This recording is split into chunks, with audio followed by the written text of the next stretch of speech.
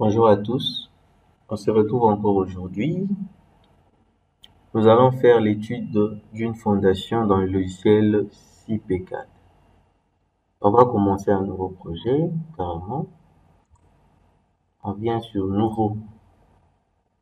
Nous intitulons notre étude de la fondation sur semelle isolée. Ok, maintenant, on va utiliser un nouveau guide.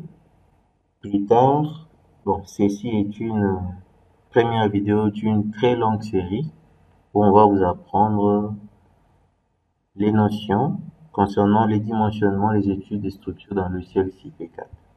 Accepter. Ok, nous sommes là. On choisit la norme. Je vais utiliser les zéro-codes, les annexes françaises. Comme je fais l'étude de la fondation, je choisis la classe du béton. Je peux cliquer là. Ici, en cliquant, je peux choisir la contrainte. Et cette contrainte à titre indicatif est dictée par les valeurs en fonction de la nature des sols que nous avons. Bon, ça c'est à titre indicatif, hein. Sinon, si vous avez les rapports géotechniques, vous pouvez directement saisir la valeur recommandée. Bon, on suppose que notre sol est le grave. Ok, vous voyez ici en situation durable on a ça, en situation accidentelle on a tel autre. Bon, ça dépend de nous. On va aussi vérifier les glissements de semelle. C'est bon. Je viens ici au niveau des armatures, je clique sur ces boutons et là je prends fondation, semelle superficielle. Bon, pour les armatures, je vais laisser les armatures à table de semelle, table prédéfinie pour semelle, table prédéfinie pour semelle acceptée,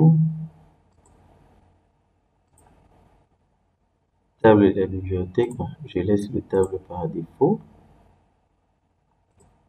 Je viens ici pour voir les autres conditions. Option des semelles isolées, c'est ça qui nous intéresse. Quelles sont ces options-là? Incrément de largeur. Bon, rappelez-vous que pour calculer la fondation, on fait des calculs itératifs. Donc, on commence par les formules de base, formule initiale, dimension initiale, et on va commencer à incrémenter au fur et à mesure jusqu'à atteindre une dimension pour laquelle les contraintes générées par les charges seront inférieures aux contraintes, à la contrainte admissible du sol. On choisit l'incrément des largeurs, donc c'est-à-dire qu'à chaque fois, il va augmenter de 5 cm la largeur et l'épaisseur, moi je vais mettre 2, disons le multiple de 2, de l'autre côté je prends le multiple de 5. L'épaisseur minimale de la semelle, je choisis 30. Et cette épaisseur minimale doit être comprise entre 15 et 500. Géométrie minimum des armatures, ça c'est le ratio. Bon, si je coche ça, c'est-à-dire je dis que le ratio minimal doit être de 0,1. Type de semelle par défaut, bon, je peux mettre semelle à hauteur constante. Moi je vais utiliser semelle pyramidale. Critères d'épaisseur, il y a tous ces trois critères ici. L'épaisseur de semelle résultant du calcul, oui ça me plaît. L'épaisseur du semelle est supérieure ou égale à hauteur poutre sans exécution. Je prends la première option. Armature périphérique, si nous voulons en disposer. Si je coche ici, bon, moi je ne veux pas. Le type de semelle carré, ça c'est en fonction des débords. Le dimensionnement adopté en fonction des débords. Si la semelle est carrée, débord minimum 10 cm. Semelle, tout ça, ce sont les dimensions que j'ai choisies. Rigidité combinée, je laisse. Incrément de contrainte, je laisse la valeur là. Si nous voulons conserver, utiliser les mêmes valeurs dans le prochain calcul, il suffit que je clique enregistrer comme paramètre par défaut et accepter. Option des semelles filantes, la même chose carrément. Et contrôle de la fissuration. Ici, si je colle ça, ouverture limite des fissures, je mets 3 mm. c'est bon. Pièces sont protégées. Concernant les limites d'ouverture, limite. Ok, il y a d'autres options. Si je clique là, qu'est-ce que je trouve? Option semaine sur pieux. C'est pour les semaines sur pieux. Ça fera l'objet de notre prochaine publication. Là, on va aller. Il nous parle de la dimension des bétons de propriété. Rappelons que pour les bétons de propriété, les dimensions varient de 5 à 10 cm. Et là, on trouve quoi? Longueur maximum d'une barre, perte d'acier, enrobage. Enrobage, voici les valeurs proposées. On peut toutefois les changer. La poutre propose, nous avons choisi 3. Si vous voulez les changer, il suffit de cliquer ici. Vous voyez? Enrobage supérieur, inférieur, latéral. On peut changer là. Si vous pouvez mettre 2, mais moi je laisse ça. Dalle de fondation. OK. Quitter et terminer. Comme on va seulement faire l'étude de la fondation, pour les actions ici du vent, on va pas le considérer carrément. Merci. Accepter. À présent, je suis là et ici il y a plusieurs onglets. Onglet entrée poteau. Nous allons faire seulement l'étude de la fondation, donc on suppose qu'il n'y a pas de niveau. Introduction, niveau de groupe, j'ai fait quitter. Et je vais prendre poteau, noyau et amorce. Là, je clique sur nouvelle amorce. Je choisis les types de poteaux qu'il y a sous ma semelle. Bon, là, si par exemple, je calcule une semelle sous poteau en béton armé, voici les dimensions. Je dois choisir les dimensions de mon poteau. En X, j'ai 30, 30, 20. C'est bon. Ici, sans les uns extérieurs, avec les uns extérieurs, on termine. Et je dois commencer à cocher. Il est là. Pour le deuxième, je dois spécifier la dimension. J'ai 4.5. OK. Je monte là. J'ai aussi 4.5 de distance. Je clique sur OK. J'avance là-bas. Là, j'ai 5 mètres. OK. Je clique ici. Je clique ici. Il crée directement les lignes de construction. Là, j'ai 6 mètres. Là, merci. Et merci. Voici, j'ai spécifié l'emplacement de mes poteaux. Maintenant, je vais placer les charges qui viennent de la descente de charge. Charge en tête. Je dois choisir l'élément. Voici mon élément. Et là, j'évalue. Prochainement, nous allons voir comment on calcule ça. Une charge d'exploitation en kN, bien sûr, résultant de la descente de charge. On met ça.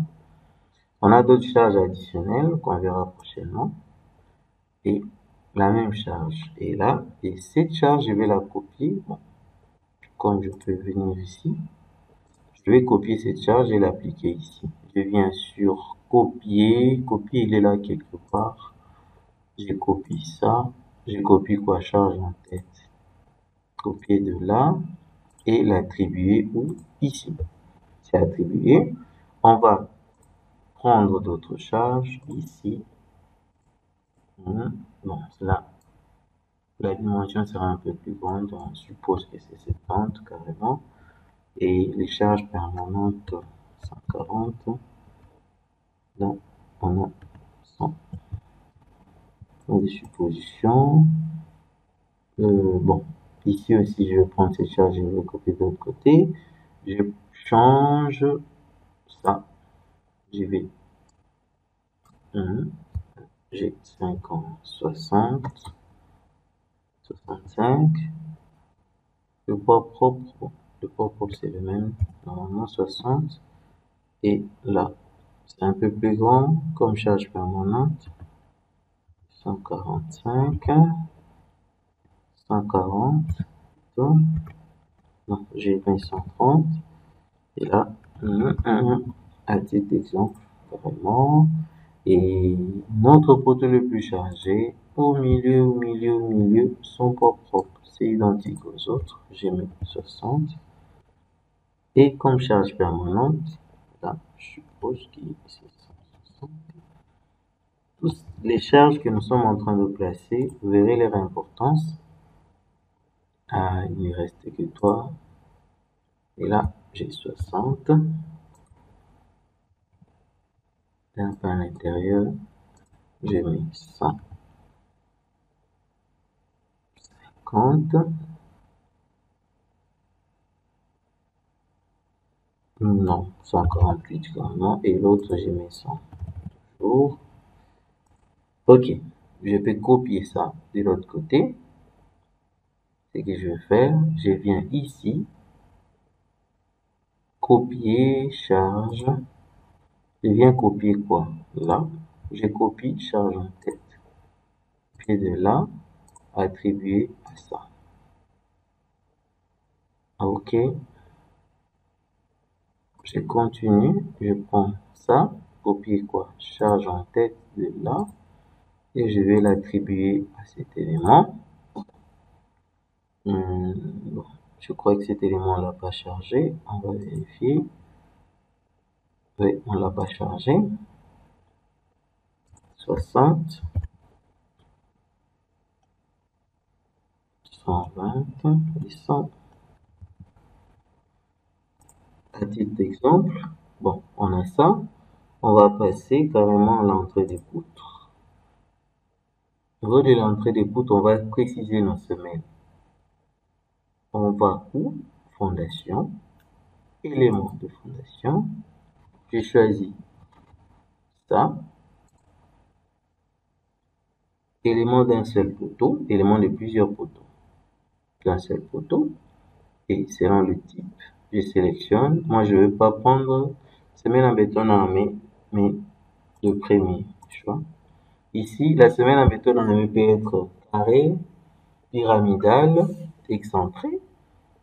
Moi, je vais choisir une semaine pyramidale, mais pas carré. Rectangulaire, centré, pyramidale. Accepté. Je choisis, je me mets là. Lui-même, il va le placer dans la disposition qu'il faut en tenant compte de l'homothétie. Les semaines sont placées. Pour les semaines, il n'y a pas de problème. Là, j'ai les dimensions 20 fois 100 fois 30. Lorsqu'il dit 30, 50, 30 c'est la base et 15 c'est la partie pyramidale carrément. Par défaut, les dimensions sont identiques et ça va changer en fonction de la charge. Ça va changer en fonction de la charge. On peut calculer d'une manière indépendante d'abord. Et on va voir. Ici, je vais faire quoi? Je clique calculer l'ouvrage avec fondation. Les calculs est fait. Qu'est-ce que je trouve? Ici, j'ai 110 fois 100, 110 fois 100 fois 30. C'est vraiment au prorata de la charge. Et là, on voit nos éléments les plus chargés, 120 fois 110, 120 fois 110. Compte tenu de la distance, 120 fois 110. De l'autre côté, j'ai 110. Ici, c'est vraiment très économique. Là, je peux voir tout ce que j'ai fait, les détails. Je viens élément de la fondation. Je vais prendre éditer. Là, je dois choisir. Je choisis ça. Et voici les détails. Là, on voit l'armature. Il a armé il a utilisé 5 barres de 12. Et là, je vois la natte. C'est vraiment un bon logiciel qui nous aide à faire des bons plans d'armature. Ici, dans l'autre sens. Dans le sens de la petite portée, on a les barres de 10. Espacement. Cette barre de 10 espacée de 15. Là, 5 barres de 10 espacées de 19. Voici le bordereau d'armature, la forme des armatures qui entrent dedans. On a l'amorce 20-30, les armatures de l'amorce et les barres d'attente avec leur longueur. Et ici, on peut même changer les matériaux à partir d'ici. Si on choisit par exemple béton, on a le choix de changer les matériaux là. Tout comme on peut changer la contrainte admissible du sol. La géométrie, on peut en changer. Comme ici, il a proposé 120 sur 110. Si j'essaye par exemple de mettre 100, ça va. Accepter. Je peux dimensionné, complet. Tous les éléments sont vérifiés. Donc, il a quand même redimensionné, maximum, calculé. Et il a accepté quand même que je baisse. Je vais sur vérifier. Toutes les conditions sont vérifiées. C'est bon. Donc, là, je l'ai dimensionné, j'ai 120. Il a remis 120 fois 110. Parce que, là. Ok, les armatures, on peut changer nous-mêmes, utiliser les armatures périphériques ou la nappe supérieure. Voici, je prends la nappe supérieure que j'ai calculé. Donc là, je vais prendre par exemple une barre de 10. Vous allez voir ce que ça va donner. Voici, il a ajouté d'autres nattes. Je peux les enlever facilement et comme si de rien n'était, calculer et les enlève. C'est intéressant. Et nous avons les options, ça aussi c'est important. Largeur augmente dans la direction du plus grand nombre. Moi, je peux choisir qu'il augmente la largeur dans les deux directions. Donc, je laisse ces dimensions par défaut. Là, accepter, je rentre ici. Alors, on va ajouter les longueurs. Pour les longueurs, toujours sur fondation, il était là. Longueur de redressement et de liaison. Je rappelle que les longueurs de redressement, on le place lorsque nous avons des semelles excentrées. Nous avons placé les longueurs de liaison. Pour ce faire, je vais relier mes éléments entre eux, suivant l'axe. Je vais tous les relier entre eux. Ça aussi, je les relie là-bas.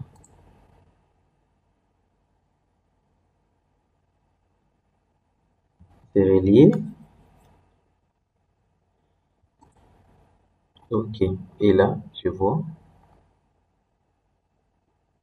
ce qu'il me propose comme caractéristique. L1, L1, c'est un type de longueur. Longueur de 40-40 carrément. Longueur de 40-40.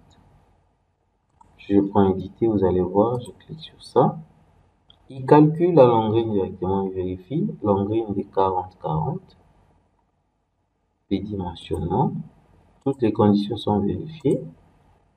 Là, il a calculé. Calculer 30-30. Les armatures, section minimale, armature longitudinale. C'est ça. Et voici les ferraillages proposés. Je peux changer les dimensions de cadre, les mettre à l'origine à l'extrémité de la longueur.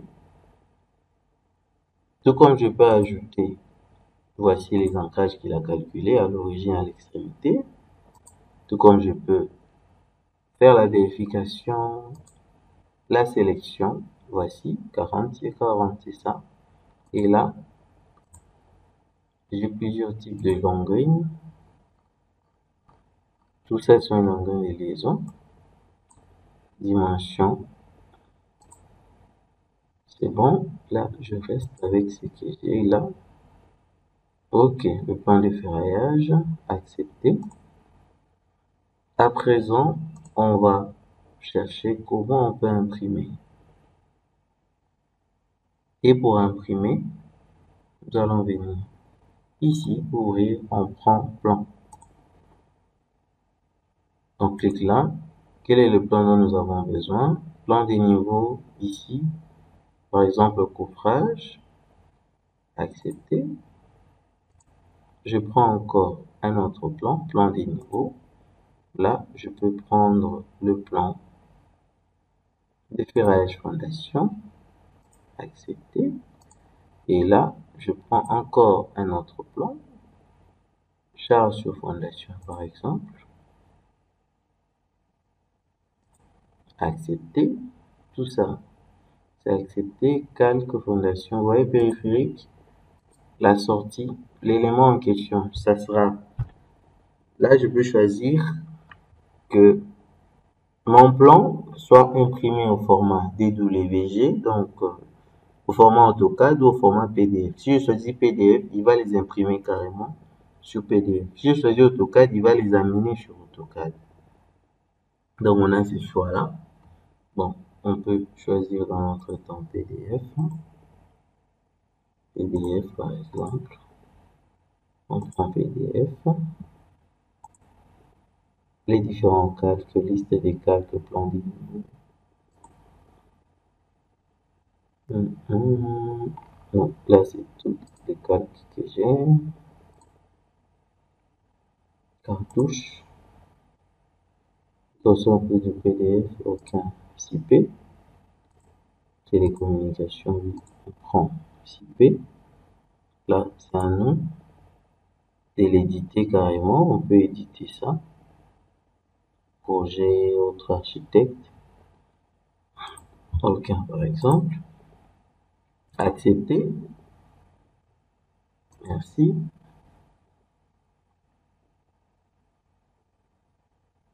Accepter. Ok, voici mes plans. Voici mes plans. Je clique sur détail d'un objet. Je clique ici, voici. Là.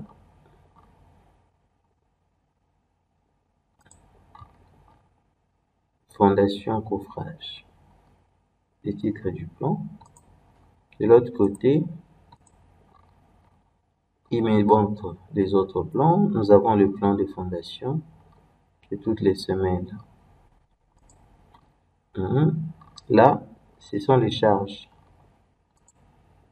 Ici, on continue avec le plan des Longrines.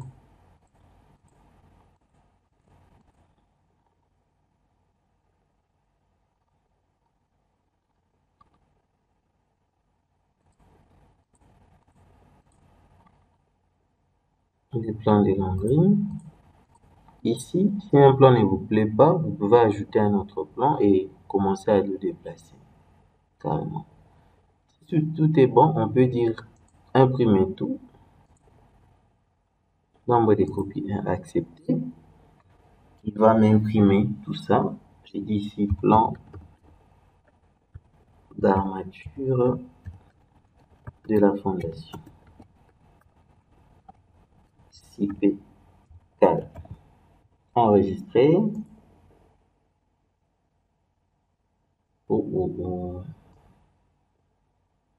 Le premier plan, c'est mon P2. Parce que j'aurai plusieurs plans. Parce qu'il est manqué des noms. P3. 4. P5. P6. P7. P8. P9. C'est bon, les plans sont imprimés. Ici, je peux alors revenir en arrière. Je peux revenir en arrière, annuler. Merci de votre attention. On va voir les plans qui ont été imprimés. Je ne sais pas, je les ai placés dans le P ici, peut-être P2. J'ai un P2 qui est là.